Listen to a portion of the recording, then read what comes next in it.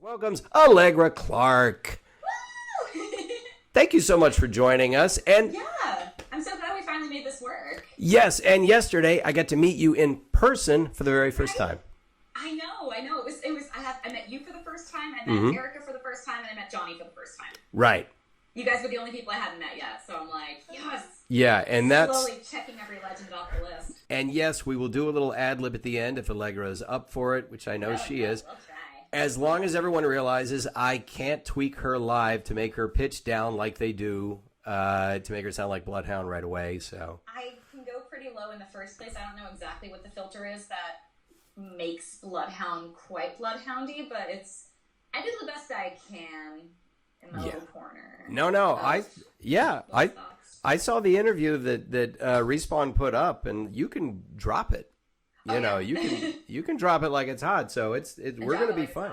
We will be just fine. Yes, we had a lot of fun yesterday. The good folks at Respawn had us come out, met the devs, the developers, the coders, the testers. The CEO. The CEO brought me hot tea and a handful. I know, I didn't.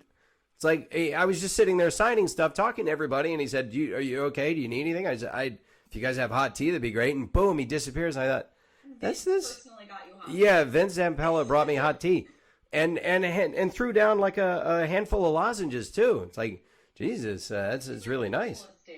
Yeah. The coolest dude. Yeah, When he brought his poster over for us to sign, I was like, I'm going to sign it really slowly and beautifully so you get the most elegant version of the awful sprawl of my autograph. I dashed one off like I did the other 200. There you go, kid. Thanks for the tea. Yeah, exactly. It was awesome, and I have, of course, like I want to do, decided to throw out several billion-dollar ideas to him that he playfully batted away. And one of them, I'll just throw it out here. I said, Vince, I got your next billion-dollar idea. You've all heard of LARPing, right? Live action role playing, LARPing. LARPX Legends. Boom, mic drop. And I like the idea of LARPX Legends. Yeah, the immediate laughter from the rest of the actors was tangible. And he just sort of shook his head and said, yeah. And said, no, this will be great. You drop everybody into an island, and they have to find their own stuff. No zip lines, because we couldn't get insurance for that, right? But okay. I said, sleep on it, and he hit me with the best comeback of all time. I said, sleep on it. He goes, I already am. So that was a good zinger right there. It's like, that's a guy who's used to hearing a lot of bad pitches right there. Yeah. I think I saw one of the gameplay designers yesterday, so I was like, okay. So I got some thoughts for you. All Bloodhound mode. Yeah. Everyone is Bloodhound. Oh yeah. Everyone is Bloodhound. Literally nothing but Bloodhound. Even the AI. AI is Bloodhound. Zara's no longer. It's not Zara anymore. Yeah. What well, I also just suggested Bloodhound not dying in all the trailers mode, which would be great. Doing a lot of that lately, aren't you? Doing a lot of that lately, and I'm like, come on, guys. You're taking a lot of punishment in them trailers. I know. I'm like, what did I do to deserve this? Mela Lee, I think, was kind of spearheaded this. Mela Lee, Lifeline, who I'll have in here sometime in January when she's free. And she said, yeah, we're going to go back and visit. And then just more people started getting added to it. And I said, I should not miss this because I missed the first one. I thought we were just going to meet a few of the developers and get a quick tour and shake a few hands and sign something. And maybe get like a shirt, like this one that I like to rock, that I like to wear. That hoodie is badass. I got a hoodie too. So comfortable. It's like wearing a bed sheet. It's like wearing a nice comforter. Yeah, and it was like doing a convention. They had people showing up from every corner of the campus, and we just started signing stuff and saying hello and asking people, what did you work on and what do you do on the game? And they were so incredibly gracious to us, and I tried my best to return the favor because they made an awesome game. They were so wonderful. Like, it's funny because someone brought a poster over at one point, and I think I was the poor fool that started this. I was just like, oh yeah, I'll sign it. And there were these tables that they had laid out, so I was like, I'll just sit in this chair and start signing things. So that and was. All of a sudden, it was like that was you. And it turned into a signing Yes, it did. We're talking to the legend who is a non-binary legend, and I am not the wokest man in the world. I am left of center, okay? But I'm like that old school guy who still goes, what? Because I'm okay boomer. That phrase apparently was invented for me, although I'm not a boomer. I'm actually Generation X. I was going to say you're Gen X, but... Yeah, I'm Gen X. I'm 50. So what I have learned, and part of it is from the good people here on the stream, Spartithi Alex is one of them, is that, yes, I was, of course, aware that there are non-binaries, that there are people who identify, they may have, like, my wife even tells me, it's not sex, it's gender. And I said, I honestly don't know the difference. She says, I know, and I'll have to teach you. Yeah, because there's biology, there's how, your reproductive organs, which, is also like, is that sex individuals as well. Is that sex or is that gender? That would be defined as sex, yes. Okay, so there's gender is how one presents to the world, how one defines oneself. Gotcha. Okay, so there's your biological sex, which we normally attach a pronoun to, and then there is the gender that you identify with. And of course, a lot of this stuff is just something that a lot of people do not encounter until they finally do, and it can knock them back a bit sometimes. They can go, wait, what? That's not what I grew up with. And you say, yes, maybe it wasn't, but this is the world today. There was one person who was basically trying to explain the fact that, trans and non-binary individuals just popped up in the past 10 years. And I'm like, no, they've been around in history. The concept of non-binary genders have existed for a very, very long time. And it's not like people just invented this like 5 minutes ago to be like, well, I'm different, or whatever people think that, how people think about people who are in the LGBTQ plus community.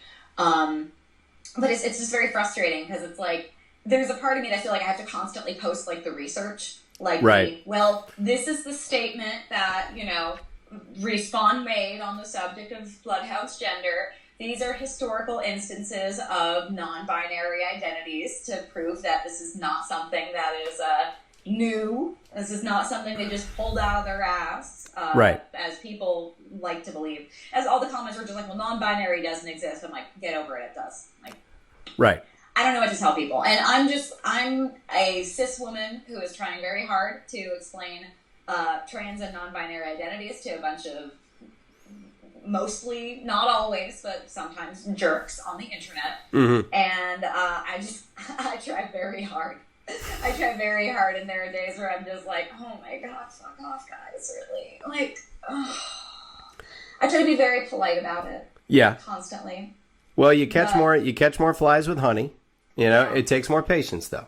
It's I try to be very polite about it. My normal strategy now is that if I see people misgendering Bloodhound in my mentions, I'm just like, hey, what's up? Bloodhound's non-binary. Just let you know, they use they, them pronouns. And if they start like fighting me on it, I'm like, well, guess what? Just so you know, it is canon. Yeah, here's the canon. Numbers intended. Right. So if you use a different pronoun other than they, them for Bloodhound, you are wrong. I don't mean to, I'm not trying to place any judgment on you. I am judging. I'm not trying to place any judgment on you, but as it turns out, you are actually factually incorrect. And then if it starts getting worse, that's when I try very hard to not start being too sassy at them. Right. Because I don't want to, it's like, I don't want to be overly aggressive. Because the second you start getting like aggressive and angry, a lot of people feel like they've won. And I'm not here to feed that. Yeah. But also because it's like, from like a pure like PR standpoint, I'm like, I have to have a smile on my face. I'm going to be really nice about it. Like, just so you know, they're non-binary. Oh, I'm sorry you don't feel that way, but you're wrong. Right. I was telling you guys yesterday, someone messaged me and was like, well, so where's I was like, well, yes, I am a cis woman, but Bloodhound is non-binary, and that's just the facts. And them's the facts. And someone was like, well, post a statement from EA/Respawn Entertainment to prove this. Otherwise, like, you have no argument, or whatever it was. Like, some garbage like that, basically saying, like, you're pulling this out of your ass. Like, prove that it's real. I remembered that back in, I want to say like March or April, the lead game creator and our dear friend Muhammad Alavi, Mo, came in and like they did this interview talking, like kind of breaking down all of the legends. It was just up to Octane at the time. Mo very explicitly said, I was inspired by my friends. I have one friend is non-binary, the other friend is gender fluid, and I wanted to create some representation for them. I knew I was creating a non-binary character, so blah, blah, blah. And like, you know, the process of, you know, basically picking developing the androgynous voice that basically they settled on for Bloodhound. Right. But it was like, that was very explicitly non-binary character. Yeah. Inspired by non-binary and gender fluid people. And so I just linked to the interview and I wrote, timestamp is 7:30. I was like, okay, timestamp is 7:39 unless you want me to copy paste the transcript. Yeah. And that on no reply. Nothing. Yeah, and I told you it's because you mic dropped them and you kind of left them nowhere to go. As they say on the internet, that's called receipts. It's like, I have the receipts, I have the proof, and you know what? I will extend an olive branch to anyone who has a problem with this and say, look, I am a 50-year-old white man and I grew up in the Deep South, okay? And it is in the South? Georgia, Savannah, Georgia. Wow. Yeah, I don't have the accent. Savannah, you said? Yeah, Savannah. Yeah. Oh, Savannah's chill though. You know what? There is a substantial gay population in Savannah and always has been. There's a substantial redneck population, a substantial gay population. There's a substantial art student population. I was going to say, yeah, because SCAD. Savannah College of Art. Yeah. One of my best friends went to SCAD. Yeah, and then, of course, they have Rangers who come over from Hunter Army Airfield. And so downtown Savannah, and then you have the local population of just Southerners who are white, black, you name it, and then mix all that together downtown Savannah where there's drinking and God knows what going on. So you have wispy art students, you have extremely colorful gays, you have Rangers who just got out of basic training that can't wait to get into a fight, and you have rednecks that'll fight a brick wall. And then you have me trying to make my way through it doing his little stand-up comedy. And, yeah, exactly. But yeah, so yeah, and I ended up married to a woman of color, and I never thought that I was going to be, like, I always thought I was going to marry a girl that looked like the girl next door, and I move out, and I get a taste of the world, and I end up in L.A., and over time, I just realized, you know, there's so many different points of view in the world. And it's funny because people are they want to know the biological sex so much, when in reality it's like, I feel that sometimes people ask about the biological sex of a character because they're trying to solve the mystery. They're like, okay, but what, it comes down to the question of what are you really? Mm-hmm. And as a way of going like, okay, so you're, whatever, you've applied this gender label to yourself, whatever, but this is who you actually are, so tell me who you are. And I've gotten that question with Bloodhound a lot, and I'm like, to be perfectly honest, I don't even know the answer to that question. Yeah. Bloodhound's just always been non-binary for me. Right. I do not care how they were assigned at birth. Yeah, it doesn't matter. Whether or not they even were, you know, like maybe they've been non-binary the entire time. I don't know. Like, it's just, they are non-binary. They just are, and you know, people can say whatever they want about, like, you know, well, how were they born or whatever. I've gotten some really gross comments on that subject too, like some really gross comments. Yeah, I'm sure. I'm sure. Quick aside. Yes. Optimus Prime. Yes.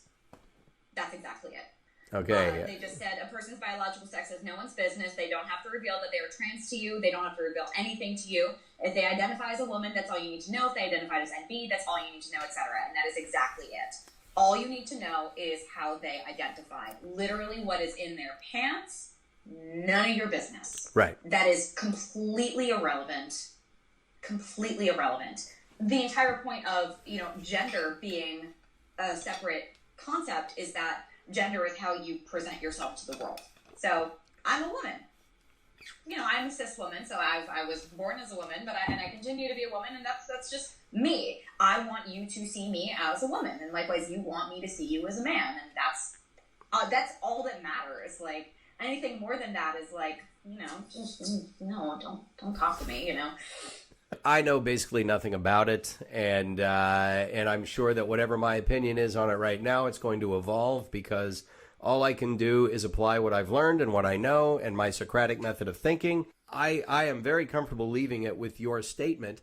Yeah. As far as, you know what, as far as a performance in a game goes, let the writer write, let the actor act, let the game makers make the game, and... Yeah.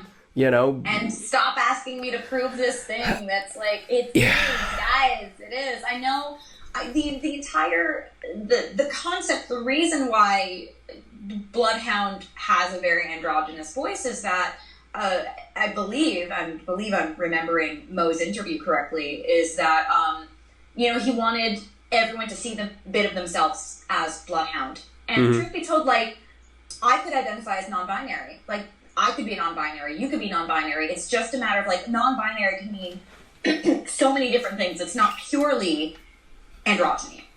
But in the case of Bloodhound, I think that the androgyny is, I mean, it was specifically in order to help a lot of people feel as though they are Bloodhound. And the fact that people get so up in arms and just can't accept that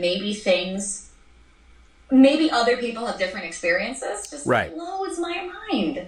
It's like, we don't all have the same experience in life. Like, you grew up in Savannah, I grew up in Manhattan. You know, we're different ages, gender, ethnicities. Like, yeah, I know. See, you're trying to avoid getting a cold, and I'm trying to get over one. See, I wasn't. This wasn't even that. I was drinking I'm a sucker. I've got like a crazy like David's tea collection. Okay. So I was just drinking a caffeinated wake me up before you go tea. Oh, really? Yeah. Yeah. I'm not the caffeine type. It's hot chocolate. It's, I believe, a pu'er tea, so it's pretty caffeinated. Because I didn't actually have caffeine this morning, and I was like, I should have that. You like having the caffeine in the morning, do you? I do, but specifically, I drink tea in the mornings because I find it to be a little bit easier on my stomach. Okay. And then I'll have coffee in the afternoons, which is so backwards. But I'm like, by 2 p.m., I'm like, I can have coffee. Like, I've got food in my stomach. It's chill. Like, I would think there would not be anyone from Manhattan that doesn't have coffee. That's a coffee culture right there. That you need something to drive you. And I'm Italian American, so we're all about the cafe in our culture. That, like, you know, you have an espresso with dinner, and like after dinner you're like, you want espresso? Like, I am half Campanese, so like from around Naples, and half Calabrese. Okay. I should say my Italian half is half Campanese and half Calabrese. And it's so funny because our neighborhood, because we live kind of the same neck of the woods in LA, and certainly in LA, there's a huge Persian and Armenian communities. And if I am in front of a Persian person, they're like, so you're Persian? I'm like, no. And they're like, okay. And an Armenian comes up and they're like, so you're Armenian? I'm like, no, I'm just a white girl. Yeah, just Italian. I just have really olive skin. The other half of me that isn't Italian is like, you know, I call it generic white person mix. It's like some British, some German, some French. People, I honestly, like, it used to be like almost a game in college because everyone would come up to me when I was in college and be like, so where are you from? And I just kind of go, guess. Yeah. And see what happens. It's so funny because I have that sort of like ethnic, exotic look. Everyone like wants to, well, essentially figure out, are you a part of my culture or are you not? So that's what we talked to Zara. Yeah, Zara had the same story. She said it's ethnic. If you're either white, you're African American, you're Asian, or you're ethnic, and that's how Hollywood breaks it down. Yeah. So if I did live action or on anything on camera, I would be ethnic for sure. Yeah. Even though it's like, I'm just a white girl, man. I'm just a white girl with olive skin. Right. Like I have a friend who's Latinx, and we were speaking the other day, and she was like, I pass better than you.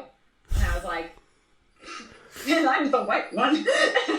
You really could play all these different parts of the globe. Definitely you could do Mexican. Definitely you could do, like, you would get all this in the breakdowns. Me, I would get one thing.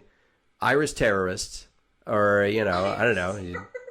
Especially with my flat cap on. There, I hate that I can absolutely see that right now. It'd be like, you know, we need a Chris Edgerly, we know, like NRA. It's like, yeah.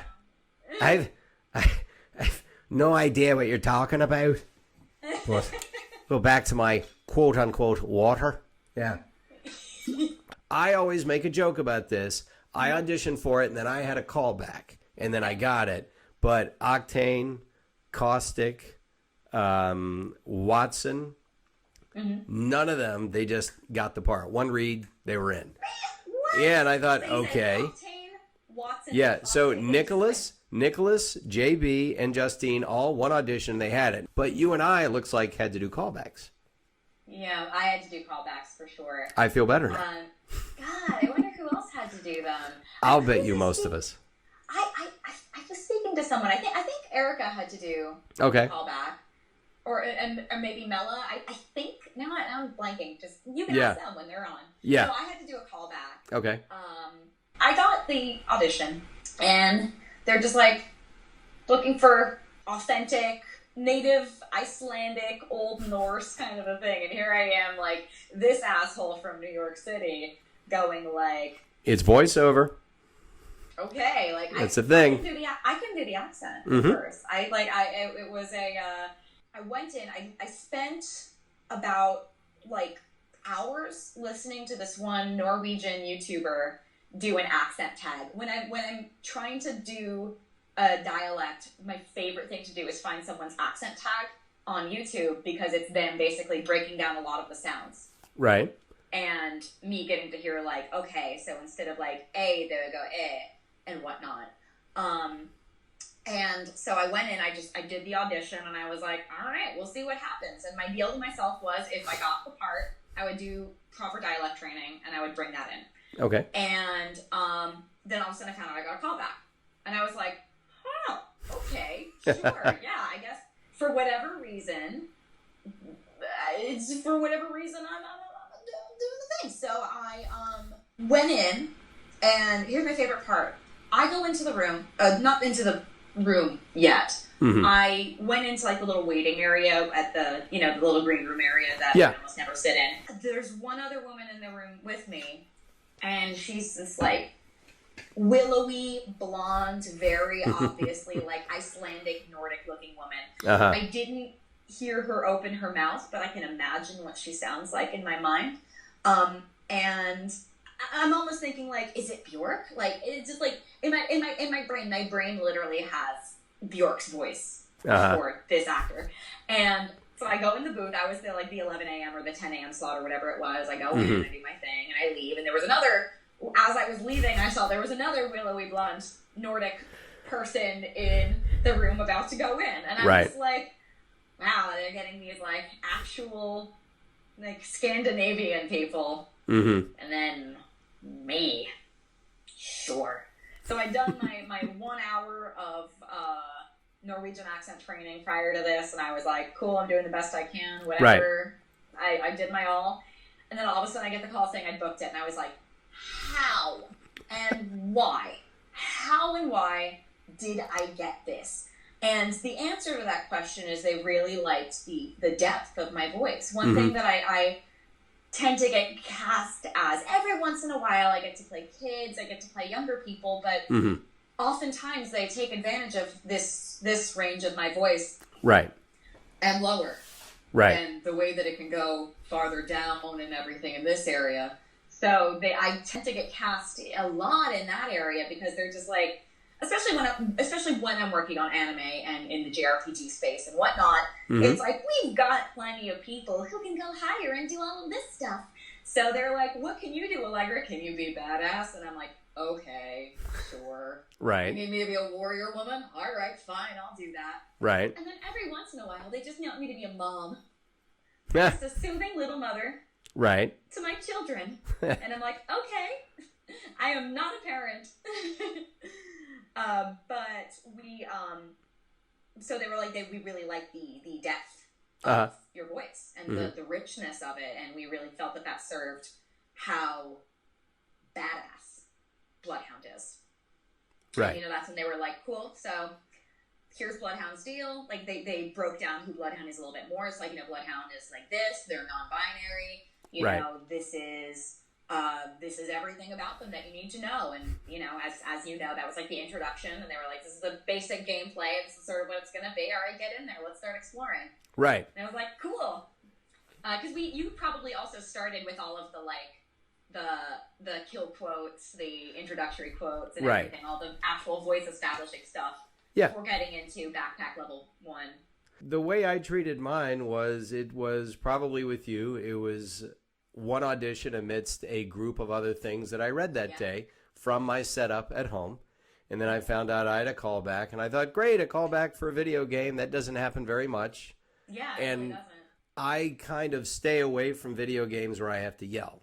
And it's because I have a regular gig that I need to preserve my voice for. It needs to be in pristine condition.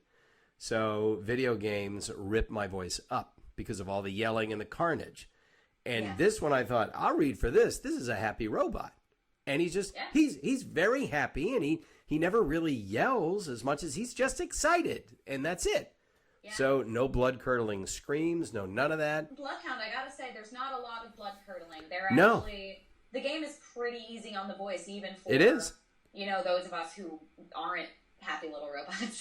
the most strenuous stuff is honestly, like, when we do the heightened version of all of our lines. Because we have, like, for those of you watching along at home, we'll have, like, the, ammo here, Mozambique here, right, etc. Peacekeeper here. We have all those lines, and then they have us do it again. And right. We are running. It's actually a combat situation mode, so it's the heightened version of it. Right. So it's the heightened one is a little bit faster. It's a little bit more intense. It's a little bit more projected, and that's about as bad as it gets. I don't even remember if we did like death rattles or anything like that. No, I don't. I know we recorded like a year and a half ago or something. I know our initial sessions were like May of 2018. It was a while back. It was indeed. And I just remember for the callback, it was probably like yours. I go in, I do a few things. They seem to just really like everything I did. And I felt really comfortable, and it probably didn't hurt that, and it probably is the same with you. There's usually something that you radiate when you walk in the door. And if they're on that wavelength, it makes everything automatically easier. They're already starting to hear you as that character.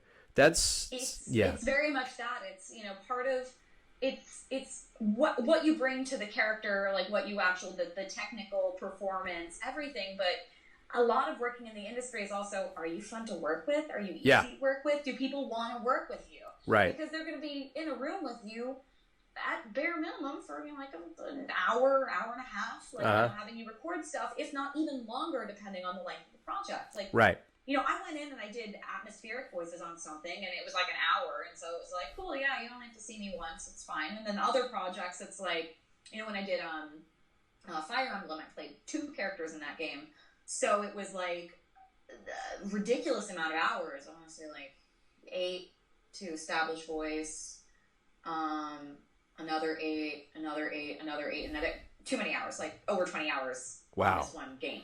Well, actually, now I have to think. So 8 is a 16, 24. Yeah, I think I did 26 to 28 hours on this one game, because I was playing 2 different characters. Okay. And other games I've done where it's just like I live in the booth for a little while. They're really, really narrative, chatty games, and I just hang out with these developers for a while. And if they don't want to work with me because they think I'm an asshole, like, have fun, because I'm going to be around for a while. Yeah. So, yeah. But it's funny because I think you can bring in basically a lot of you for Pathfinder, because it seems like you and Pathfinder have like a very similar cheerfulness and positivity. And it seems like that's a huge part of you. Like, so much of who you are comes into Pathfinder, and that's what makes him so charming. I guess that's what I picked up on. I thought, this lanky robot and this really bouncy, happy-go-lucky, lanky robot, and then I sort of, bounce into the room with my Pathfinder energy, not knowing that that's what I'm giving off, but they're already seeing it because they know the character a lot at that point. Mm-hmm. And so for whatever reason, that it was all on rails from there on out. And that's what it must have been like for them with Bloodhound, because yes, they saw a couple of Icelandic goddesses, but they were not thinking, because if you saw the character, you're thinking, well, that's not really what we're going for. This is not, Bloodhound is not, I mean, and I don't know about, these other people who came in. I'm sure they can play tough. I'm sure they can do so much. I mean, we're all actors, so right. I'm sure they can put on any suit they need to, so to speak, or swap out their vocal cords for something like, right. like badass. But my default is intense. Like, I'm an intense person. Mm-hmm. And I think that's the thing that Bloodhound and I have in common, because everything else about me is so, like, antithetical to Bloodhound. Because mm-hmm. Bloodhound is like, I am calm. And I'm like, what up? It's that Italian. It's Italian. Uh-huh. So it's great. I remember, it's because we had a couple sessions in May, and then I want to say July or so was when we came in to do some additional records at some point during the summer of 2018. I don't know why I remember this stuff. Like, yeah, I have to go back to my book and look it up because I can't remember. I have a really weird memory for it. I think because it was partially because this game is so important to me. I can be like, I remember all that stuff. But I went in July, and they had already basically, our voices had started going into the game, and people were finally getting to hear what the legend sounded like and getting to play with the ping system in that regard. And I want to say someone went up to Eric and was like, wow, like, Bloodhound, like, must be so, like, I don't know who you got for that, but, like, they must be, like, really, like, calm and chill to do that. And they just all kind of laughed because they were like, no, actually, she's probably the least chill out of all of them.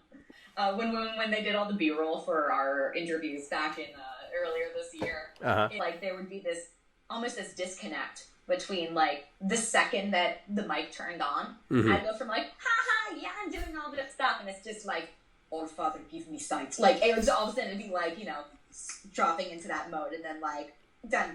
Hey, what's up? Okay, I can't say energy weapon, like, lol, energy weapon. Man, energy weapon, it killed me as a line every time I had to say it. There was a line. That was my kryptonite. Everyone has at least one line in their copy that they fumble over, and there was one, and I honestly, I cannot remember what it is. It's 2 words, and I think I blocked it out because I couldn't say them.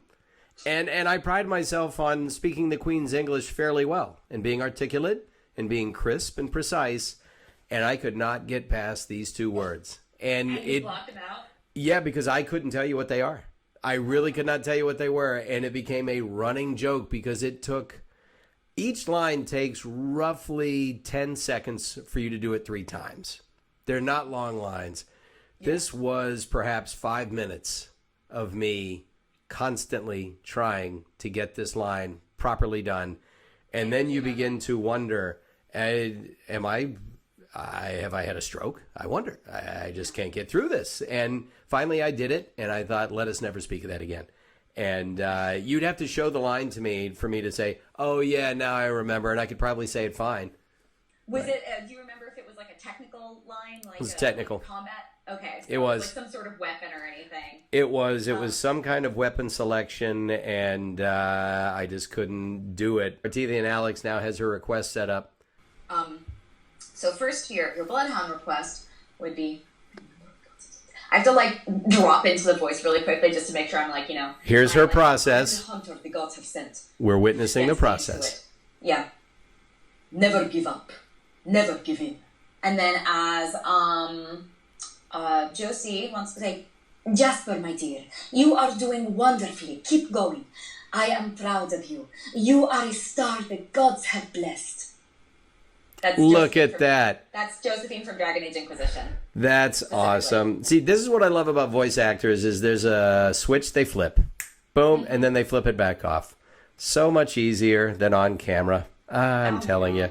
Yes. It's great. I love just sort of like flipping, like going back and forth. I was joking yesterday that in the same day, I had 2 sessions in the same day. They were both dubbing projects. I was like literally walking, technically, if I had not gone out to grab a quick bite to eat, I would have been walking down the hall from one room to the other to switch between projects.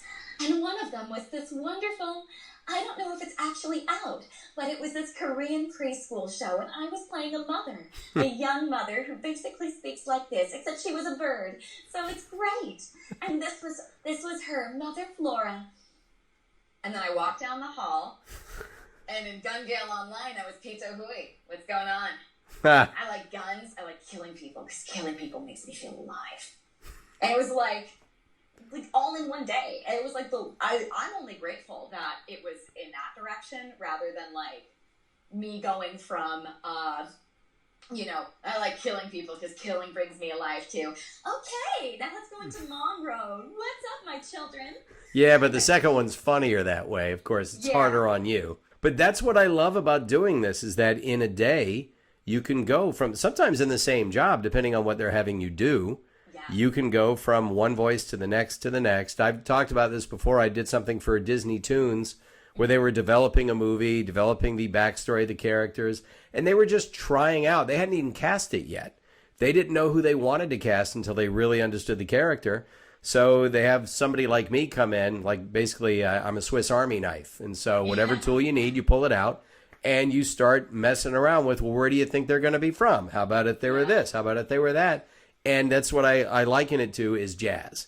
Can you riff? All right. So here's a chord change. Can you follow that? Can you follow this? And I had the best time doing it. And that's when you walk out to your car after that, you think, this is what I was supposed to do with myself. When I worked on this hilarious, very rated M game called After Party. The basic premise of it is these two college students die and go to hell. They don't know why they're dead, but they're dead, and they decide they really need to get out of hell, so they decide they're going to outdrink Satan. They're going to beat Satan in a drinking contest, and that's how they're going to get out of hell. And I was brought in for utility on it, and so they were just like, just go in. We need a German witch right now. And it's like, oh, so Lutzenfrau. This is what you want for Lutzenfrau. And then, like, can you just be like a dead party girl? It's like, okay, whoa, you have to shit so badly.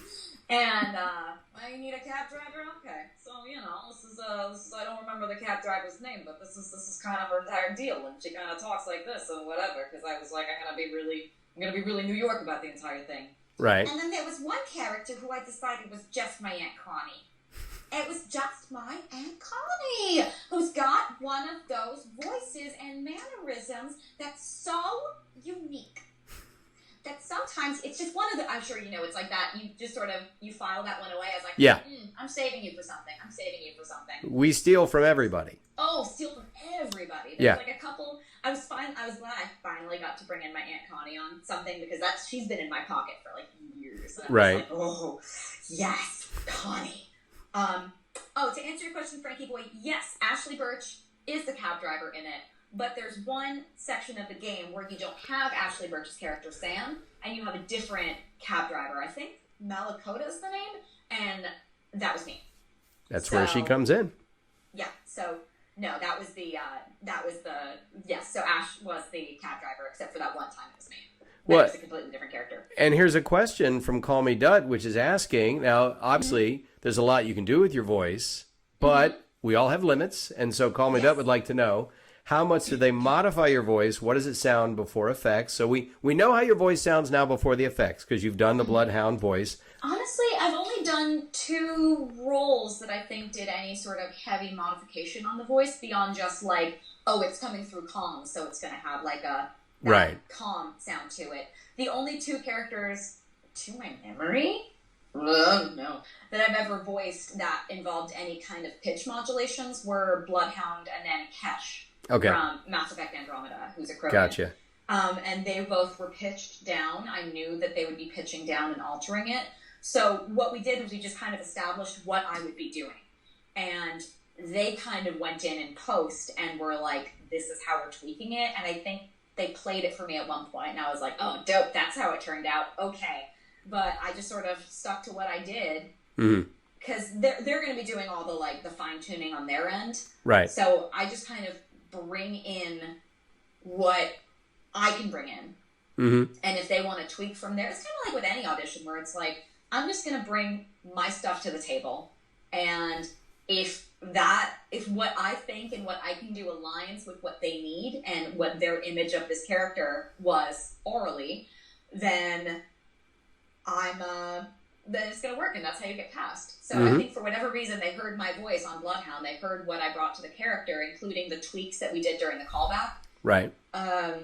And we're just like, cool, okay, we can work with this. Like, we know this is, we'll do the little, what we need to do just to pitch it down just a little bit to bring it from low-voiced woman to something a little bit more androgynous. Mm-hmm. And then also the effect of the gas mask, because it's not just the pitch down. There's something else on it too. I couldn't begin to describe it. You'd have to ask Respawn. I said, what vocal pass did you guys put on it? Yeah. And they'd be like, we can't tell you. Shh. Exactly. Just like that. Right. They'll be like, that's our secret. Secret sauce. Yeah. Secret sauce. Bloodhound secret sauce. Well, Connor right here wants to know, I know you can speak Nordic, but do you understand all Bloodhound's terminology? Well, I don't think she actually... Well, Nordic is technically not a language. Do you understand the terminology of Bloodhound? Now, how does Bloodhound refer to themselves? Is it Bloodhunder? Or is it... Bloodhunder. Okay. Bloodhunder. Okay. Which literally is Bloodhound. But for technically Bloodhunter, but falls into Bloodhound. Gotcha. I think.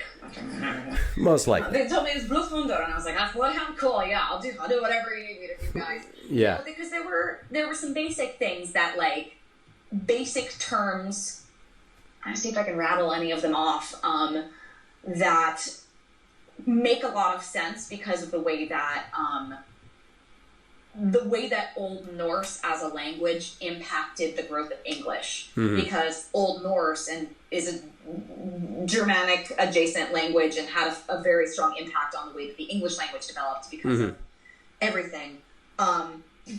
So it's just like little things like taka would be take. Uh-huh.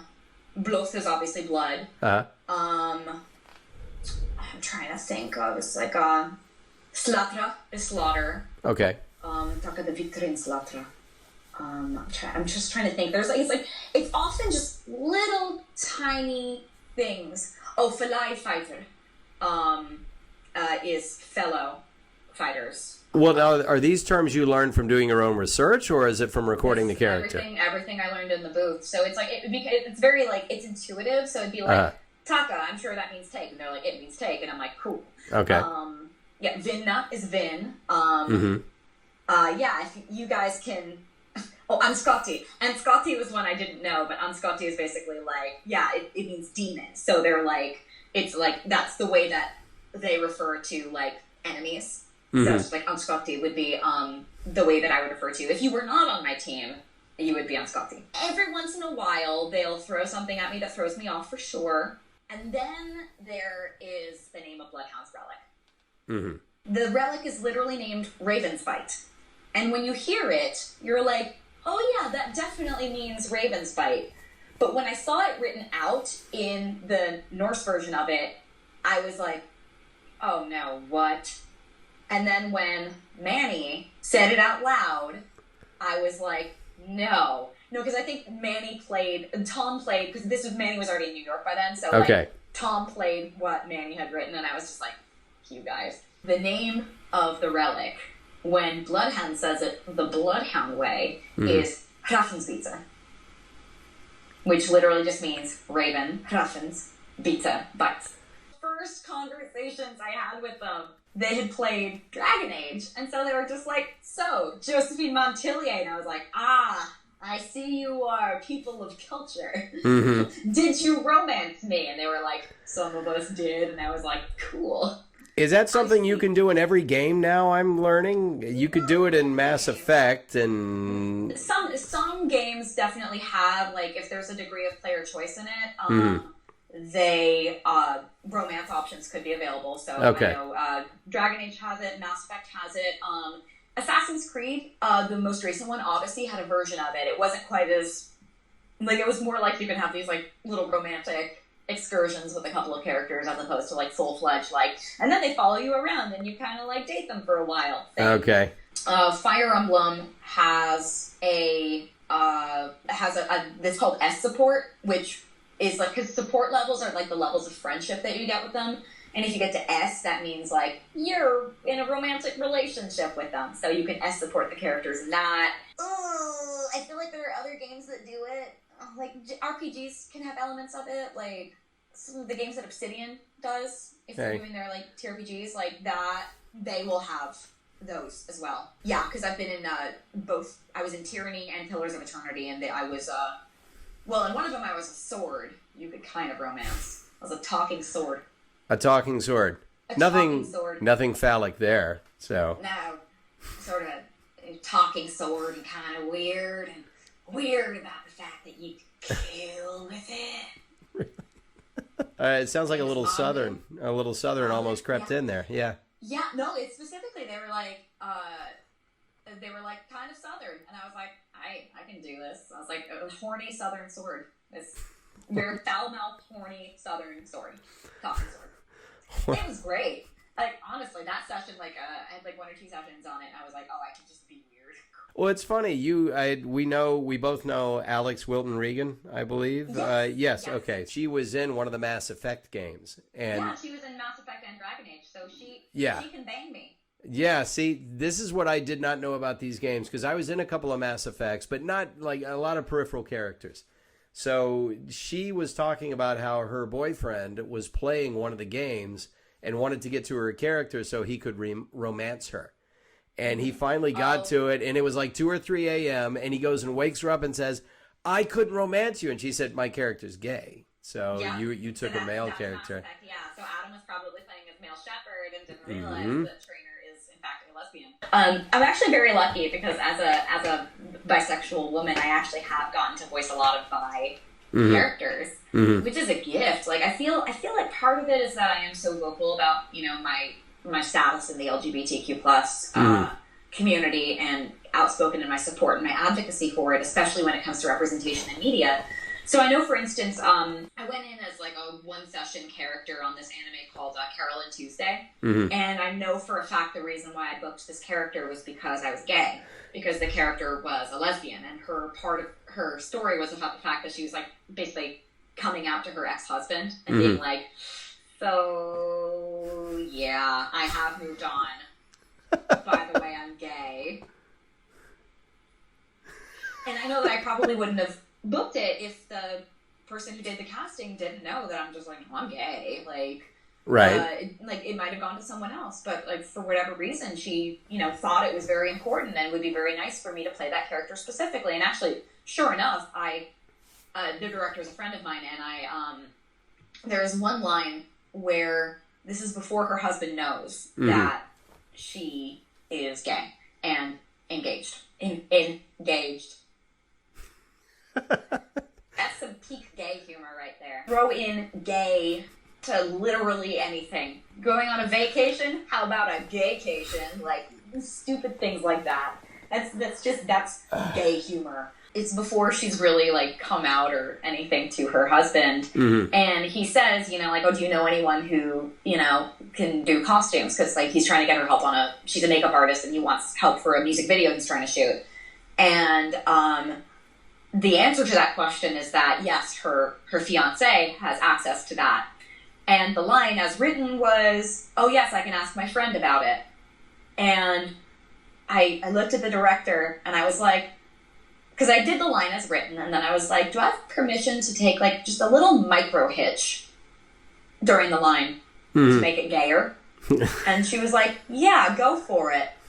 And I was like, yes, I can ask my friend about it. Like, yes, I can ask my friend about it. Just that little hitch in there is the recalibrating. I was going to say fiance, but I'm not ready to have this conversation. How do I define this person? Friend. That can happen. It's like that little calibration of being able to discuss, like, the coming out process, essentially. Right.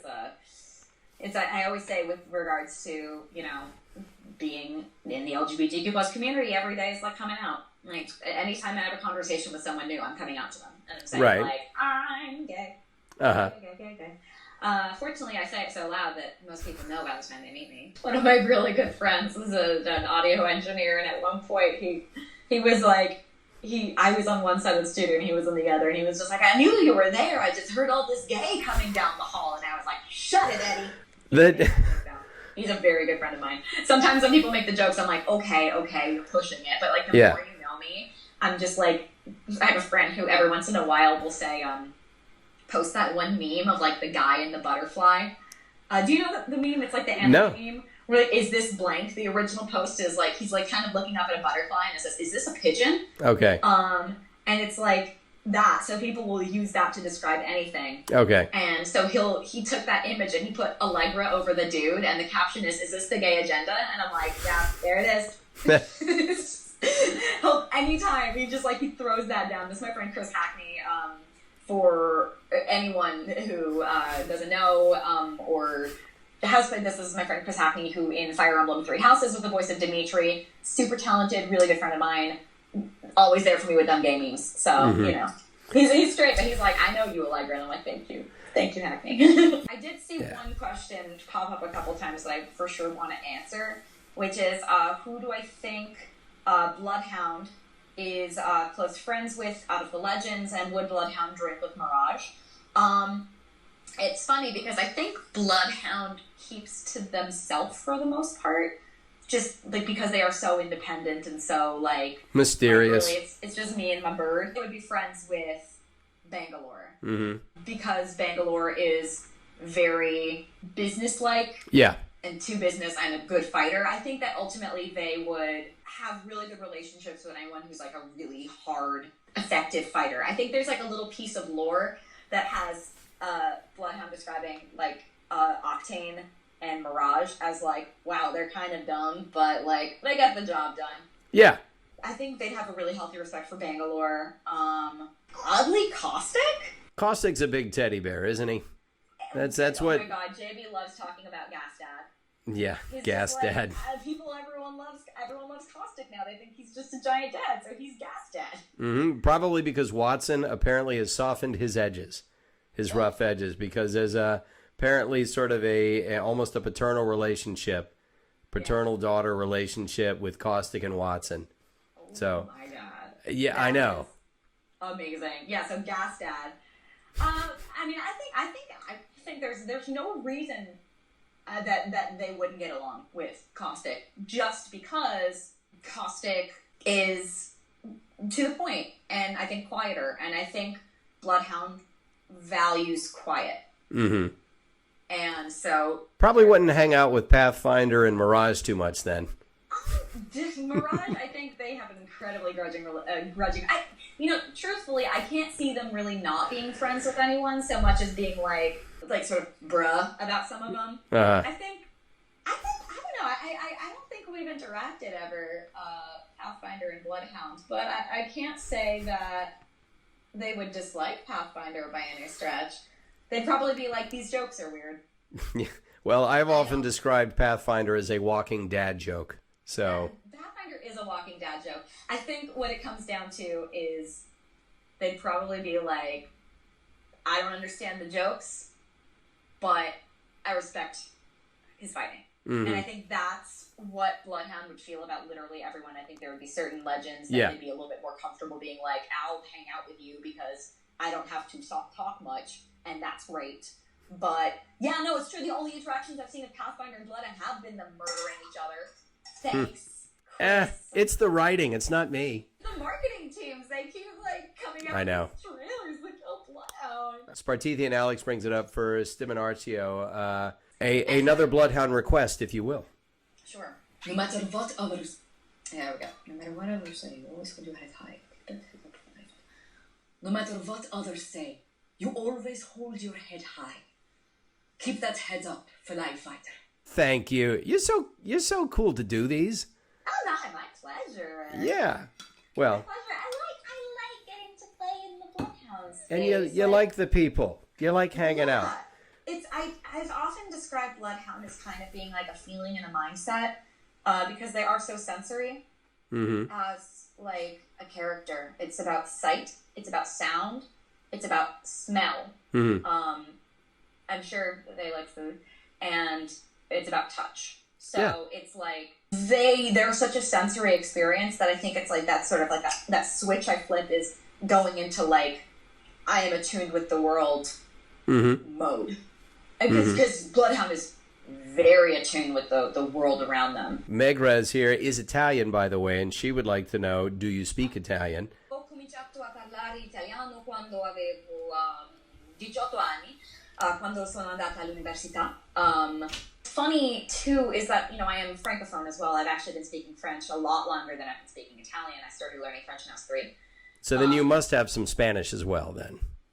Yeah, sort of. Okay, so here's the funny thing about me and the Spanish language. All right. So, very long time ago, I auditioned for a phone system. They just, you know, the standard, like, you know, welcome to this healthcare service, you know. And one of the lines was, you know, for French, press 8, and for Spanish, press 9. And they were like, we need someone who can not butcher that. So, you know, I go in my audition, I'm like, pour le français, appuyez sur le 8. And then, para español, oprima 9. And I was like, in the notes, I was like, yeah, I speak French and Italian, so at the very least I can speak the French and not butcher the Spanish. Right. At least I speak a similar enough language. And we hear back, and it's like, so I want you to do the entire menu, including the French and the Spanish. And I was like, did they not hear the part where I don't speak a lick of Spanish? They're like, make it work. I'm like, okay. Yeah. So I had to message I sent the copy to a friend of mine who's Mexican-American. And I was like, help. Just record yourself saying this. Right. I can like Google Translate, and like between the French, the Italian, and Google Translate, I know what all of this says, but I can't say any of this, please help. So she recorded it for me, and I listened back, and I remember like sitting at the time, my booth was just like barely even a walk-in closet. It was like it was like in my old apartment in Seattle. It was like one of those like pull door closets, and I think I was like sitting on the fucking floor or something like that, just like kind of playing it, saying it, playing it again, saying it, playing it, saying it. Also, really quickly, Wild Laser, no Bloodhound is a human. Yeah. Just want to let you know. It's all right. Gonna stay human. It's something I very much want to clear out. Bloodhound is a human. Underneath the everything. I especially want to point that out because I've also seen people theorize that like Bloodhound isn't an individual, but like sort of a series of identities, like an entity. And I'm like, and that's rather than the character being non-binary, that it's an issue of like, oh, like it's almost like a Legion from Mass Effect thing where it's like, you know, kind of like hive mind turning Bloodhound into a plural identity. And I'm like, no, Bloodhound is an individual. Right. They're just non-binary, which is why they use they, them. And it's something like I've seen, it's a harmless curiosity, but, you know, I definitely want to clear that one up. You know, Bloodhound is an individual human who is non-binary, uses they, them pronouns in the singular sense. Cool. Playing it, saying it, playing it, saying it, playing it, saying it, like clipping, Frankensteining these clips together to make it turn into something that sounds like me speaking Spanish. Meanwhile, I do the English voice options, like, you know, our offices are closed right now. You sent me a sumo mall, like, you know, just like doing all that stuff, and then like, siamo, no, siamo's Italian, like, you know, like trying to like lobster my way through Spanish, and it's so funny. I played it I had one friend who is Spain Spanish, and the other one who is Mexican American, and it's funny. Both of them were like, I mean, it sounds really good. It also just sounds like an Italian speaking Spanish, and I was like, I mean, that's about as good as you're gonna get. Right. But last 2 months ago, or actually, well, I can say it just came out last week. This I did a Netflix dub for this amazing Norwegian series called Home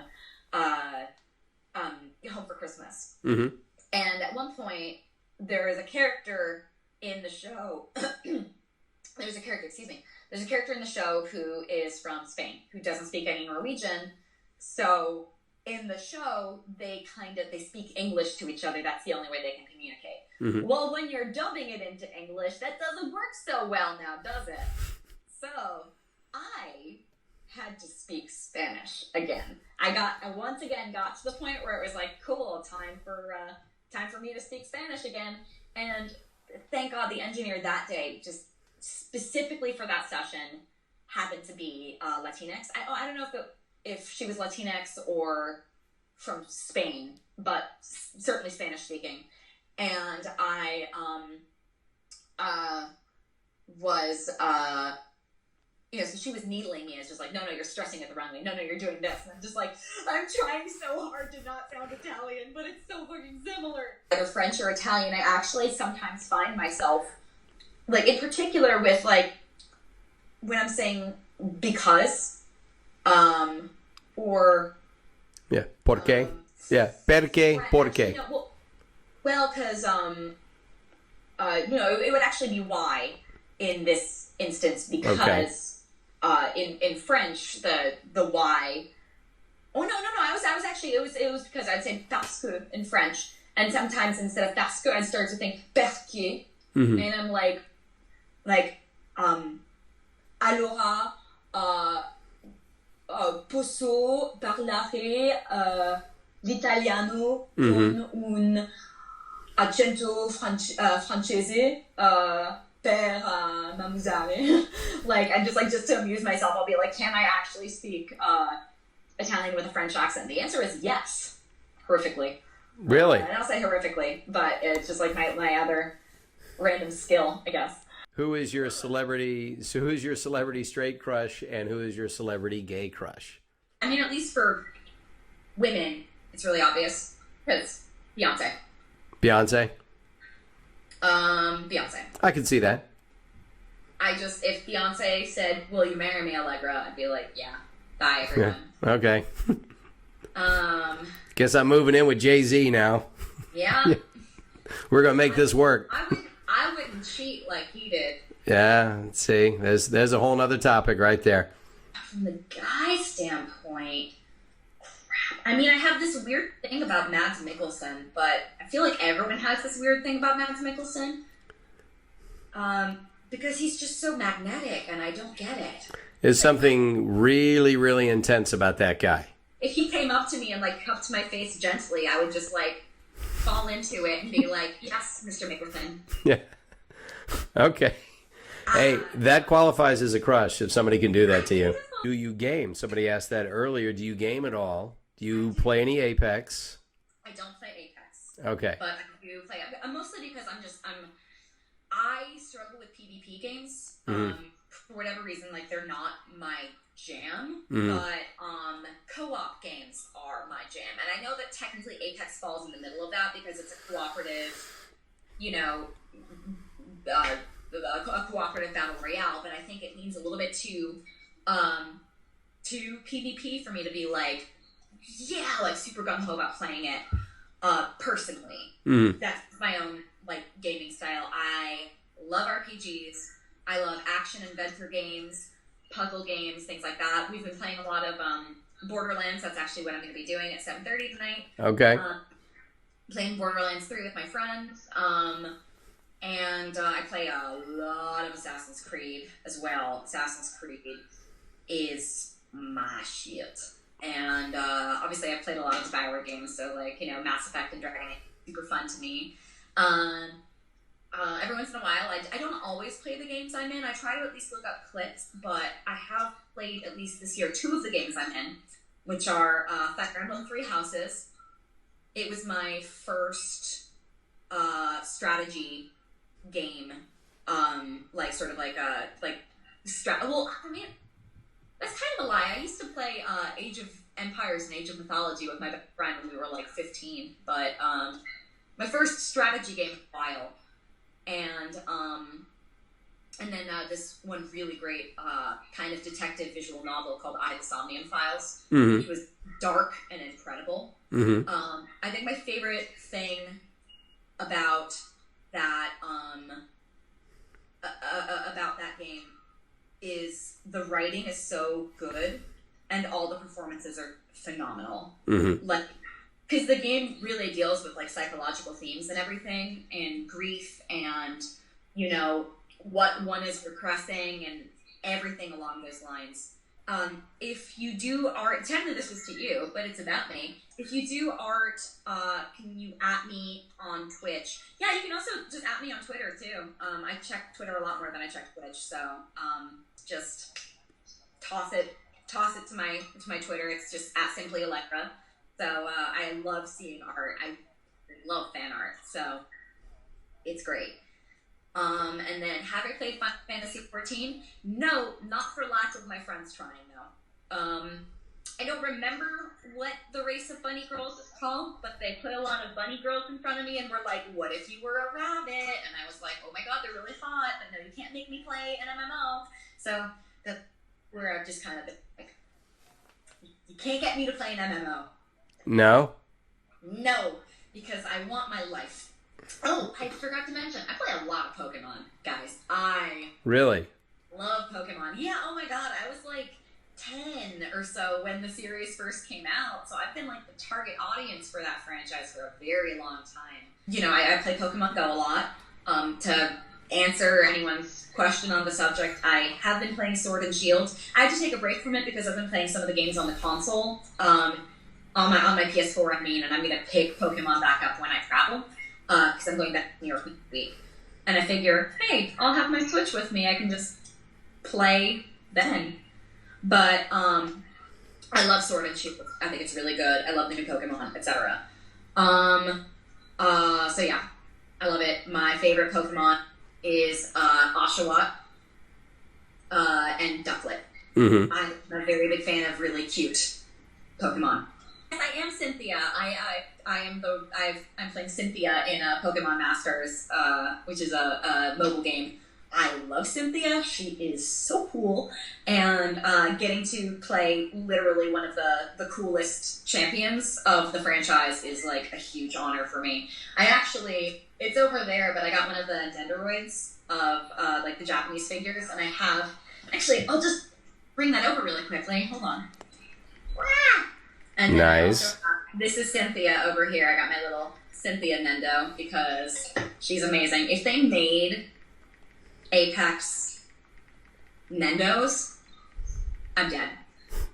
Nendos are like incredible figurines, and I would go hog wild. Overall, has it been positive, or has it been more of a fight than you were anticipating? Yes. I think the answer to that question is yes, because there are a lot of people who...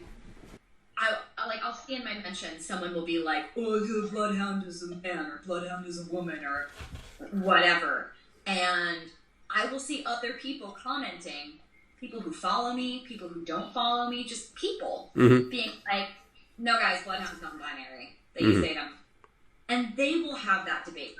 Like, they will actively debate others on the subject of Bloodhound's identity. And that is fantastic for me. Like, yeah.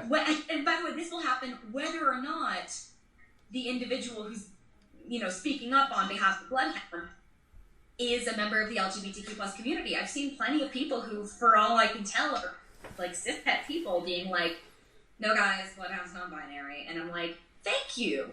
Thanks, guys. Like, no, like, seriously, thank you. Thank you for doing this. Because, like, I feel sometimes like a one-woman army on that subject, trying to like very much insist and stand up for Bloodhound. So when other people do it too, I feel like we've all done something right. Yeah, I feel like we've all done something right. I'll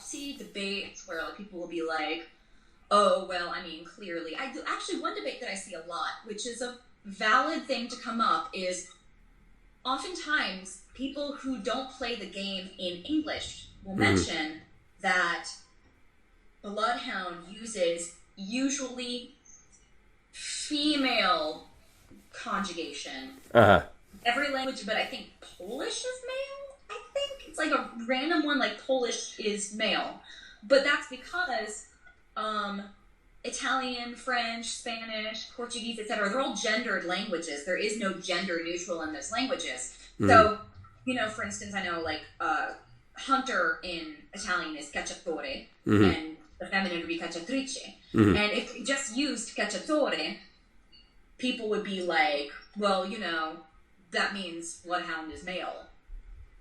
They would just use it to say that because they wouldn't accept male as gender neutral. And so by using cacciatrice instead, which is what they use, it's like, well, then clearly it means bloodhound is a woman.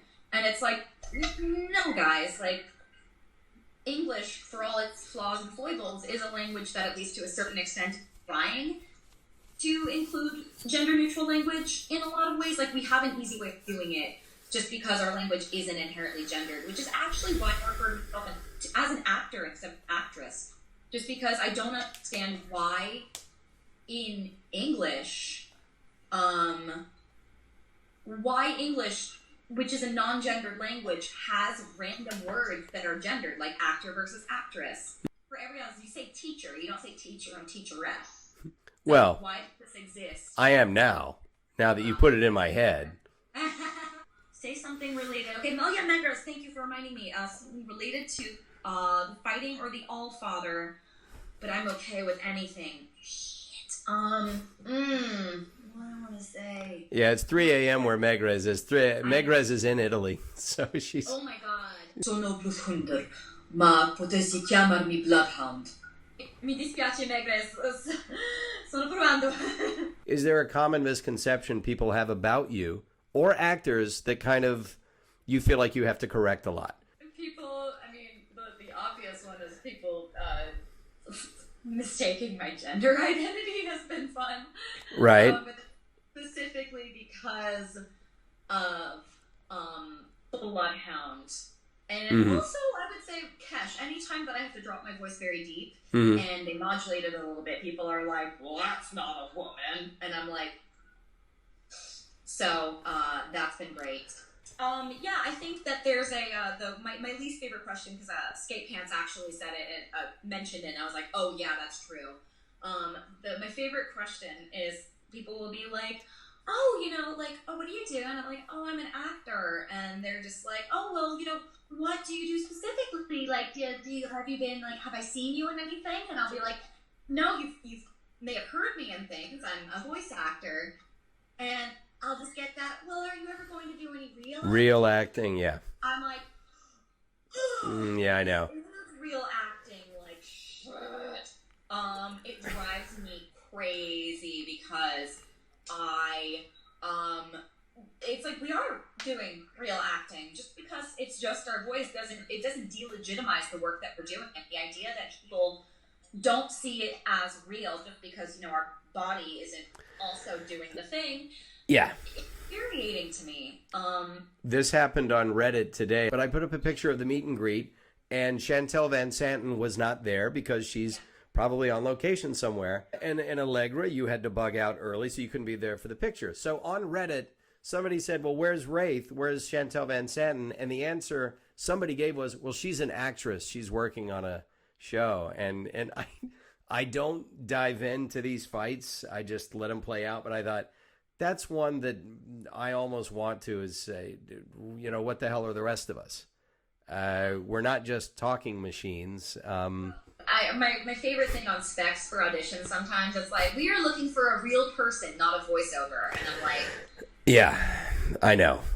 Well, we all know that, as it turns out, we are just voice acting robots, and that is all we do. Exactly. I tell you to buy this car. It's funny because I have actually voiced like Siri a couple of times in my life. Some of them are in commercials. One is I voiced Siri on a series for like a couple of episodes that I can't. Nice. Yeah, so that was a lot of fun for me. Tell me a bit, before we let you go, tell me a bit about your training and your upbringing, because we never got to that. And I gotta put that stuff in. People need to know that stuff about you. Oh my gosh, yeah. Although really quickly, have I saved lives and brought them together from all This is a very important point for Spartithi and Alex. Alex's point is that what we do is very, very engrossing and engaging for a lot of people that are huge gaming fans, in this game in particular. And a lot of times, a lot of people are dealing with issues that make it hard for them to find a balance, to find a center, a core. And they have found a community around this, and it has helped them sort of find perhaps a way to get through a tough day. Very true, and it actually does fall a little bit into the question of my origins. This is a little bit more the emotional reason why I got into what I do specifically. So I started, I'm from New York City, born and raised. Mm-hmm. Dad used to make commercials. So growing up, I actually would do commercials for him. Okay. On camera, but then as I got a little bit older, I would also do some voiceover for him. And so I knew for the longest time I actually thought I was going to be an astronaut. And then when I realized that space was scary and maybe I didn't want to go up in there, an astrophysicist. And that was like, science was absolutely my goal, but I was still doing, performance on the side. I was, making commercials for my dad and like, I went to a French school specifically. I went to the Lycée Français de New York. So I went to the Lycée Français starting when I was 3 years old, and so I went to a French immersion school for about 12 years before I went to an American high school. Okay. And when I was in 5th grade, or CM2 as we called it in the French system, and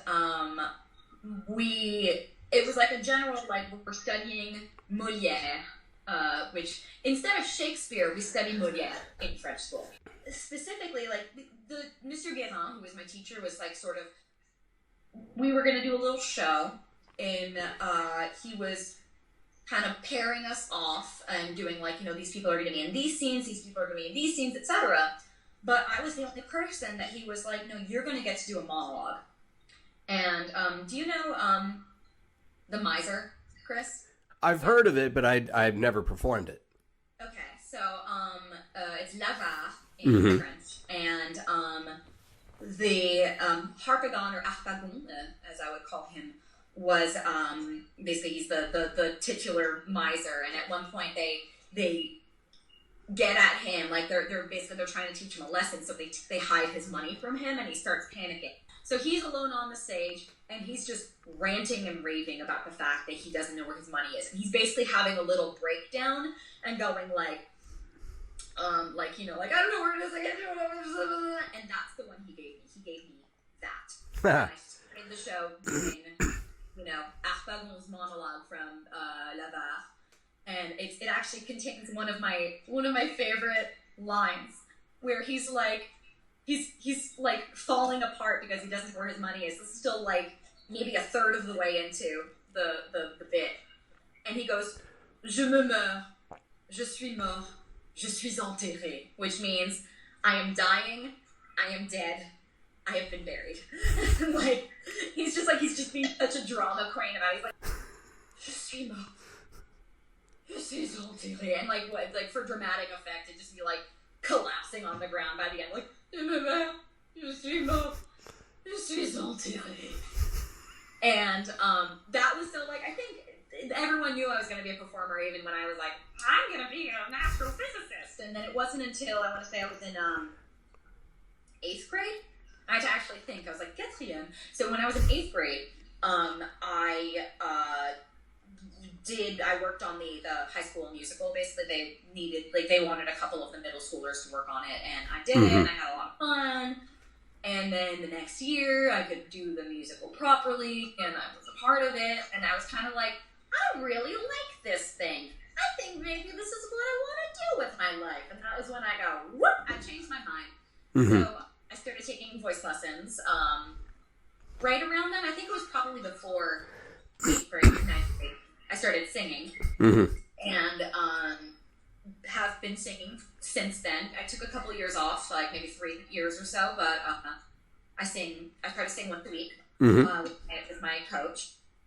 And, did musicals, went to my American high school, did theater, did musicals, worked backstage on things, basically just immersed myself into theater, and then got into Northwestern University, which has a fantastic theater program. Mm-hmm.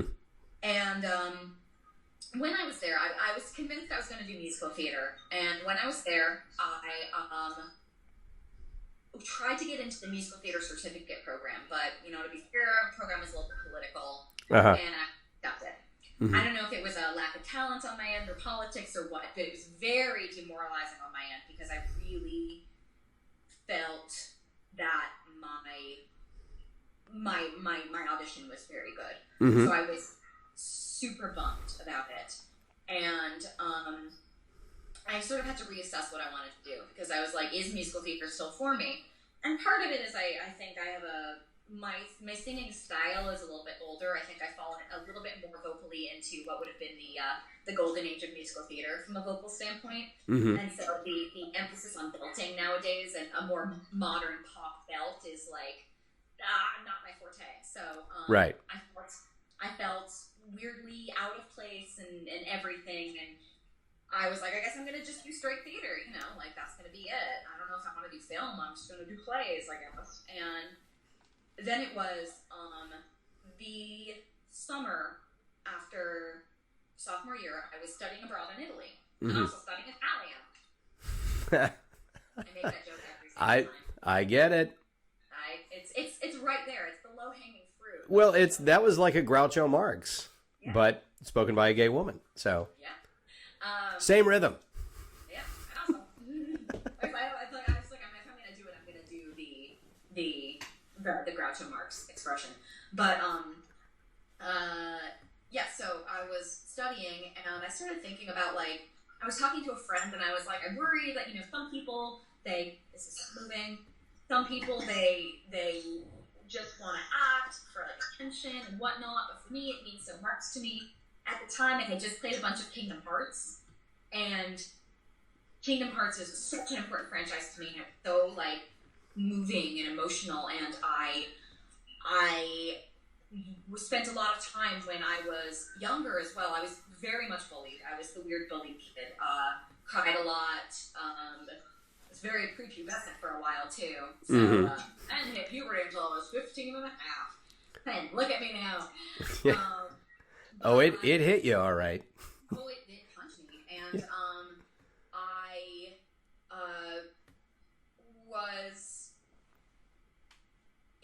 so much of like anime, cartoons, video games were, as Alex was saying and as you were saying, very centering for me, and they gave me a sense of things to be excited about, things I enjoyed. To a lesser extent, the fact that like communities didn't exist around gaming quite the same way. Like you could get on a forum. I met some of my dear friends on a forum about the original Teen Titans series from 2003.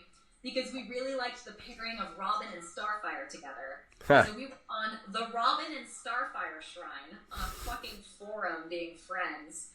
And so like that was the best way you could do it, but I met friends that way. I had interests, I had passions. I would have been even more different now, I think, if I'd had the access to like Twitter and being able to talk about games and Discords and whatnot the same way that people can now. But I recognized very early on that, games had given me and anime and cartoons and everything had given me a sense of purpose that sometimes I felt was hard for me to have, because when I was like feeling really broken and vulnerable and lonely, I at least had that. Like other friends of mine in high school, when I started at my my American high school, I made friends because of Lord of the Rings. Oh. It was me talking about Lord of the Rings that actually, it was specifically, I used to wear the one ring on a chain around my neck. Yeah. And one of the girls in my AP French class looked over and was like, "Is that the one ring?" And I was like, "Yeah." And she showed that she also had the one ring on a chain. And that was how I got to know some of my dear friends in high school. So, as a result, I was like, not only is this something I love, but I want to do this in a way that helps me help others. Mm-hmm. Like, I have benefited from the media that I listed and from being a geek accordingly. I have benefited from it. I have built friendships over it. I have found myself in a lot of it, and I think that what I really wanted to do is I wanted to pay it forward. Mm-hmm. I wanted to give thanks to the community that inspired me. I wanted to help them by helping them create and be a part of that process as well. And then I wanted to also provide that same comfort and whatnot to others that had been given to me. So the fact that, especially with characters like Bloodhound, with Josephine, with Dorothea, like my queer characters, the fact that I can be a voice for this and that I can help people and everything makes me very happy, because I know that it's the sort of thing that I would have needed. It definitely makes me feel like I'm on the right path. So I went back to school. I was like, I know what I want to do. I know I want to get into voiceover. And so I took dialect classes, I took speech classes. I went back to New York City after I graduated from college. I took some voiceover specific classes. Lost my path a little bit in the fear of the rejection that is so a part of what we do. And started leaning more heavily into the desk job where I was working. And you know, I was like, cool, I'm going to move across the country. I'm going to live in Seattle. I'm going to live with my girlfriend. I'm going to, you know, I'm just going to like work in social media for like a gaming or tech company, because it gives me healthcare. It gives me stability. It gives me a steady paycheck. And it's one job, and I don't have to worry about job until for whatever reason I need a new job, as opposed to the everyday of applying for a new fucking job. And it was in that for 2 days, the first Tuesday after I left my desk job and was preparing to make the move to Seattle, that I got an email saying, you've been cast in Dragon. So the world told me in that moment, not done yet. Right. And eventually that I kept resisting. I was like, I'm going to do this, but I don't want to be rejected. So I just kept living the fantasy of like, I'll work a desk job and also sneak to Los Angeles sometimes and do VO. And then eventually I was working at a law firm doing as a temp position doing events planning. And I got let go. I didn't even find out from my bosses. I found out from the staffing agency. And the reason behind it was, you know, they just don't know if you're really passionate about this. And I remember calling my mom, crying and being so upset because I've been fired. The only time in my life I've ever been fired. And my mom was like, it was like December, and she was like, you know what, you know, when the new year starts, we can, you know, do career coaching and something will help you find what you want to do. And I was like, I already know what I want to do. And I think I need to listen. Right. And Dragon Age had come out 3 weeks earlier, and my life had already been changing. And that, again, was the universe going, it's time. And yeah, and now here I am. And it's just a question of finally listening, because you realize I can't quiet this voice any longer. It's not going to get any quieter. It's only going to get louder. And if it'll make you feel better, I've been fired twice. Both times I deserved it. And it's just, yeah. And it was a way of realizing that I'm never going to be any good at anything until I do what I really want to do. Exactly. So it makes it easy.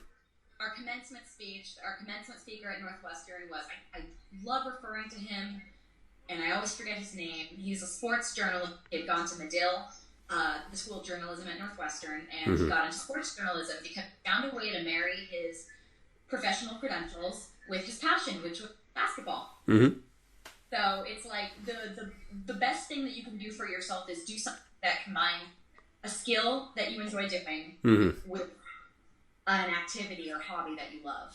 Right. So if you can do something like make weird voices in a small padded room for hours at a time and make art in that regard, and if that brings you joy, then you are automatically going to be living your most fulfilling life because you are doing the thing that brings you the most joy.